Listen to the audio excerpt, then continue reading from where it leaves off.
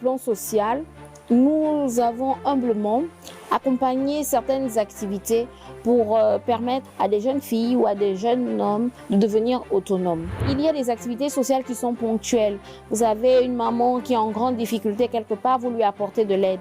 Je suis souvent gênée d'évoquer ce que je fais au quotidien parce que parfois ce que la main gauche donne, la main droite ne doit pas savoir. Mais vous pouvez être rassuré que sur les questions du social, je me battrai pour voir l'Assemblée nationale pour que des lois puissent être votées pour que le plan social soit bien développé.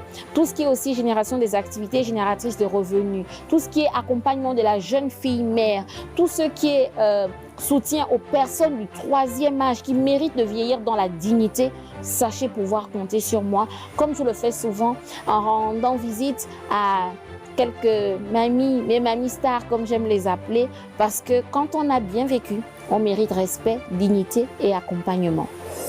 Sur ce volet-là aussi, les veuves et l'orphelin m'interpellent parce que vous savez, j'ai perdu mon père, j'avais 7 ans et je sais ce que vit un orphelin lorsque le pilier d'une famille n'est plus là. Et donc, croyez-moi, au-delà des lois qui existent déjà, à l'Assemblée nationale, je me battrai pour que tout ce qui concerne la veuve et l'orphelin puisse être renforcé.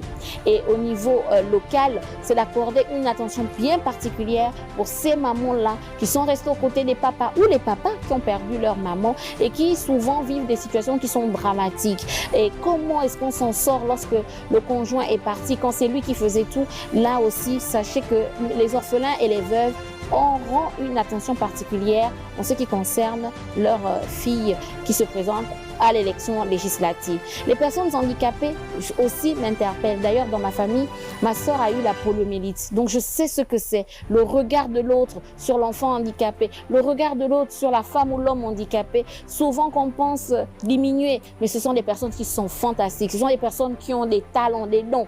Donc, je voudrais travailler sur ces questions-là, notamment aider les enfants à avoir des diagnostics très tôt sur les questions de dyslexie, dyscalculie. Parfois, on dit « Oh, l'enfant est bête, il ne voit rien sur le tableau », mais c'est parce qu'il est atteint d'une pathologie qui n'est pas connue chez nous. Donc, il faut enlever ce mauvais regard-là. Il y a des mamans qui cachent les enfants handicapés parce qu'elles ont honte. Non, on doit les accompagner, on doit mettre des mécanismes en place et c'est notre plaidoyer auprès des instances qui s'en occupent pour que ces enfants-là et ces femmes soient autonomes ou soient accompagnés sur le plan scolaire. Alors pour les questions de social qui concernent la veuve, l'orphelin, les personnes du 3e âge, les personnes en précarité, en grande difficulté, pour ces enfants atteints d'un handicap ou de personnes vivant avec un handicap, votez pour nous et comptez sur nous.